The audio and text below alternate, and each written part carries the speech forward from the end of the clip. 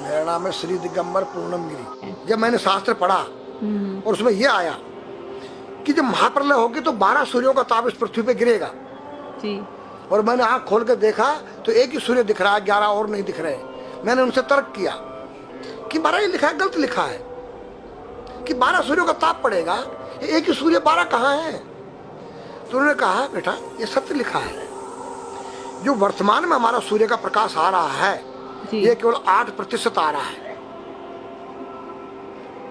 92% योजन प्रतिशत रुक जा रहा है, जो अल्ट्रावेटिक किरणें जिसको कहते हैं। ओके। यहाँ केवल 8 आ रहा है विटामिन डी को लेकर, रेडियम से युक्त होकर।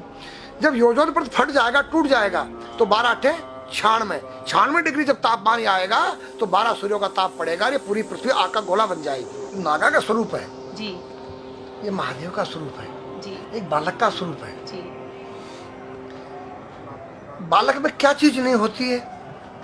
निर्मल मन जन सो मोई पावा, मोई छल छिद्र कपट नहीं सुहावा। तो बच्चे के दिल के अंदर न काम है, न क्रोध है, न लोभ है, न मोह है, न मद है। वो नंगा किस तेरी गोद में बैठ जाए, नंगा उसकी गोद में बैठ जाए। तो नागा का रूप एक बालक का स्वरूप होता है जिसके अंदर से विकार रहित हो जाए, उसका नाम नागा है, सन्यासी है, संन्यासमया, तीनों गुणों से रहित हो जाना। ये जो गांजा भांग है ये क्या करता है? तुम्हारी मनोशक्ति को जो है बुरे कामों से डरा देता है। या तो कोई यूज करके देखे। दारू जो है वो तुम्हारी मनोशक्ति को उत्तेजित करता है, पिछली बातों को याद दिलाता है। दूसरा तुम्हारी जो है भांग गांजा तुम्हारी काम वासना को जो है दबा देता है। तो नारी के नंगे स्वरूप को 5 व्यक्ति देख सकते हैं। मेरे पास एक डिश है और जो चुटिया होती है एंटीना है, जो तुम्हारे जो यहाँ से कुछ तरंगें बाहर को जाती हैं, कुछ अंदर को आती है। 5 कर्मेंद्री, 5 ज्ञानेंद्री, 10 उस रथ के घोड़े हैं और बुद्धि रूपी उसमें लगाम है और ज्ञान रूपी चाबुकर बोलने वाला इसमें स्वयं सारथी कृष्ण है। तो आज हमारी संस्कृति बदली गई। ये आज हमारे लड़के लोग खड़े होकर पेशाब कर रहे हैं। ये हमारी संस्कृति नहीं है। न मुसलमानों की संस्कृति है, न हिंदू की खड़े होकर पेशाब करना। जैसे अगस्त मुनि ने 3 चलू में समुद्र पी दिया। मैंने पूछा महाराज वो मामा जी का कितना बड़ा पेट था? वो पृथ्वी पर रहता था, क्या पृथ्वी से बड़ा था उसका पेट जो सारे समुद्र पी गया? मैंने कहा नहीं बेटा, वो एक साइंस थी उस काल की, वैज्ञानिक थे। उन्होंने ऐसा केमिकल डाल दिया कि पानी के 2 भागों में बढ़ गया, H2O हो गया और वो आकाश में उड़ गया। आज का जो नौजवान है ये साइंसवादी है, ये हमारी भौतिकवादी और जो हमारी धार्मिक आध्यात्मिक बात को नहीं मानेगा। इसको तुम साइंस के द्वारा अध्यात्म को मनवाएगा तो मानेगा। जैसे मैं सूर्य को जल देख करके मैं हर बीमारी का इलाज कर देता हूँ। बताओ कैसे? कैसे बाबा?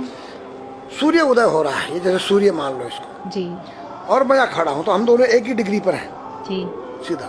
इसकी जो किरण आ रही है वो सीधी आएगी।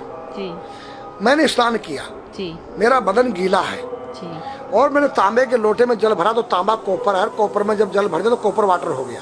राइट। और मैं अपने सिर के ऊपर से गिराया जी, और सूर्य का प्रकाश उसमें विटामिन डी रेडियम को लेकर टकराया जी, तो क्या बनेगा? रेनबो बनेगा, इंद्रधनुष बनेगा, 7 कलर बनेंगे। जो हमारे 7 कलर सूर्य के 7 घोड़े हैं। अब उसमें जो हरा रंग है वो क्लोरोफिल का है, जो पत्तियों में पाई जाती है। विटामिन डी और रेडियम से लैस है। वो मेरे मस्तक पे, मेरी आंख पे, मेरे कंठ पे, मेरे हृदय पे, मेरे फेफड़े पे, मेरे लीवर पे, मेरे पित्त पे, मेरे आमाशय पे, मेरे गुर्दों पे जब वो गिरेगा क्या करेगा? ऐसे 6 रंग कलर और बचे हैं, बैंगनी है, ऑरेंज है, नीला है। तो ये क्या करें? किस चीज के प्रतीक है? जब हरा रंग क्लोरोफिल का है और डॉक्टर कहता है हरी पत्तियां खाओ, सब्जियां खाओ, उसमें आपको आयरन मिलेगा। तो अब वो जो विटामिन डी से जो हरा रंग पैदा हुआ है सूर्य की किरण से कॉपर वाटर में, वो क्या करेगा? कोई वैज्ञानिक बताए तो सही मुझे। एक अमेरिका का चेला है, एक रूस का है, वो मेरे भक्त बने हुए हैं। हरिद्वार में क्या वो कोई जल दे रहा होगा सूर्य को, वो भी अपने ऐसे से फेंक रहा है, मैं बैठा देख रहा हूँ ये क्या कर रहा है।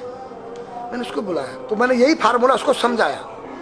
वो मेरा शिष्य बनेगा। बोला ओ ये तो साइंस। मस्तिष्क पर तिलक क्यों लगाते हो इस जगह पर? पहले लगता है पीला, फिर लगता है लाल, फिर लगता है सफेद। 3 कलर क्यों लगते हैं? काला क्यों नहीं लगता? चौराहे पे 3 बत्तियां हैं, जी देखा होगा जी। लाल क्यों है?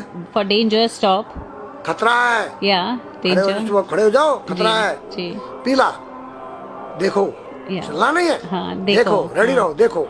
और सफेद चल सफेद सफेद तो यहाँ है उसमें ना, हाँ चावल लगा रखे हैं ना मैंने हाँ सफेद, हाँ वहाँ हरा है। वहाँ हरा है, रेडी टू गो। गो या हरा गो है, जी। नहीं सफेद। अगर युद्ध हो रहा है, गोलियां चल रही है, सफेद झंडा लहरा दिया जाए। पीस, शांति का प्रतीक है। चावल ठंडा होता है। और हमारी यहाँ पर सुषुम्ना नाम की नाड़ी है, जी। लाल कलर है कि तुम इस योग सहयोग में आके तुम बैठ सकते हो कि नहीं। ये माहौल तुम्हारे योग्य है या नहीं। या जुआ चल रहा है, या शराब पी जा रही है, क्या तुम बैठ सकती हो। देखो पीला कलर है, देखो, आना नहीं जाना नहीं, देखो।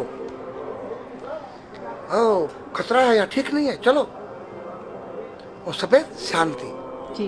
क्या यहाँ शांति है, बैठ सकते हैं। तो ये हमारी जो है संस्कृति में एक वैज्ञानिक है। जब हम खाते हैं गैस बनती है, तो चावल जब पानी में भीगे बाद ठंडा हो जाता है, और हमारी सुषुम्ना नाड़ी पर जब लग गया है तो उस नाड़ी को ठंडा करने लग गया है। उस नाड़ी से कोई गर्म गैस को ऊपर चढ़ने नहीं देगा। और हमारे शरीर ब्रह्मांड में, हमारे सिर के अंदर कोई ऐसी वायु गैस जाके तुम्हारे सिर को परेशान नहीं कर सकता है। तो मेरे पास जितने हमारे शास्त्र पुराण ग्रंथ हैं, ये साइंस है। मैं साइंस के द्वारा इन वैज्ञानिकों को समझा सकता हूँ और रगड़ा सकता हूँ। कहा जाता है कि नागा बाबा जो हैं वो कुंभ मेले के बाद विलुप्त हो जाते हैं, ऐसा कुछ है क्या? ऐसा नहीं है। जैसे हम गंगोत्री धाम हिमालय में रहते हैं जी। वहाँ मुझे हिमालय पसंद आया। जी। क्यों? कि तुम गर्मी से बचने के लिए तुम्हारे रूम में एसी लगी है जी। ठंडा पानी पीने के लिए तुम्हारे पास कृत्रिम जो है फ्रिज लगा है जी। हवा लेने के लिए तुम्हारे को पंखे या कूलर जो है कृत्रिम लगे हैं। लेकिन भोलेनाथ बाबा ने मेरे लिए नेचुरल एसी लगा रखी है और नेचुरल फ्रिज लगाया है, नेचुरल पंखे लगे हैं। तो जब मैंने सब कुछ त्याग दिया, छाती में तो मैं कुछ लेके नहीं जा सकता हूँ। चाहे मेरे पास अरबों खरबों रुपया हो, जी। खाऊंगा मैं उतना ही जितनी मेरी पेट के अंदर भूख है। पढ़ना लिखना ये तो सहज चातुरी, काम धैन मन बस करन गगन चढ़न मुश्किल। काम धैन मतलब अपने वीर्य को कंट्रोल करना, अपने मन को कंट्रोल करना और अपने प्राण को ब्रह्मांड में यहाँ ले जाना। ये खोपड़ी क्या है? ब्रह्मांड है। उसको कहते हैं समाधि। इस सारे शरीर के प्राणों को इकट्ठा करके इस ब्रह्मांड में मस्तिष्क में ले जाके बैठ जाना, जिसको ब्रह्मरंध्र कहते हैं, उस गुफा के अंदर। ये तीन वस्तु मुश्किल है, बाकी सब आसान है। अपरिग्रह मतलब उतना रखो जितना तुम्हें आवश्यकता है, अधिक मत रखो।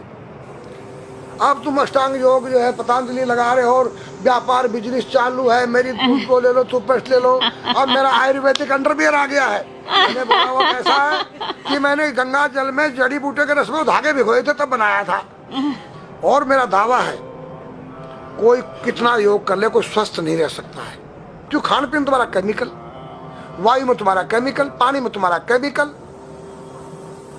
अब जो तुम आरओ का पानी नहीं पी रहे हो, उसके पानी के गुण ही नष्ट हो गए सब। उत्तर को सिर करके सोना क्यों मना किया है साइंस ने? हमारे शास्त्र मना करते हैं। हम उत्तर को सिर करके सोएंगे, दक्षिण को पैर करके।